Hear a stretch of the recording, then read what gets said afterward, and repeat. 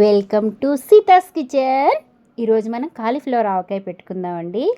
చూసారా, కాలీఫ్లవర్ని శుభ్రంగా బాగా కడిగేసి బాగా ఆరబెట్టేసి ఎండలో పెట్టుకుని ఉంచుకున్నానండి. చూసారా, ఈ విధంగా ఆరిపోయింది. తర్వాత వేరుశనగ నూనె బాండీలో పెట్టుకుని దాంట్లో వేయించుకుంటున్నాను అనమాట. ఈ సైజుగా ముక్కలు కట్ చేసుకున్నాను. సరేనండి, వేయించుకుని పక్కన పెట్టేసుకున్నాను. ఇప్పుడు ఆవాల పొడి అండి, ఆవ పొడి ఇది ఒక గ్లాస్ తీసుకున్నాను అనమాట.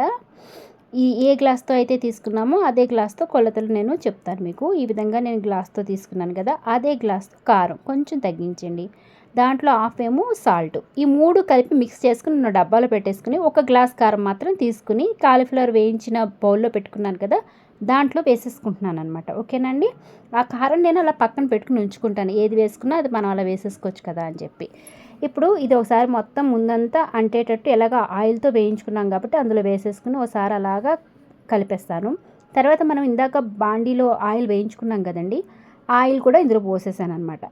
చూసారండి, ఆయిల్ వేసేసి పోసిన తర్వాత కూడా ఒకసారి బాగా కలపాలన్నమాట. నేను ఒక చేత్తో మొబైల్ తీస్తూ కలపడం వల్ల కొంచెం అటు ఇటుగా వస్తుంది అది వీడియో.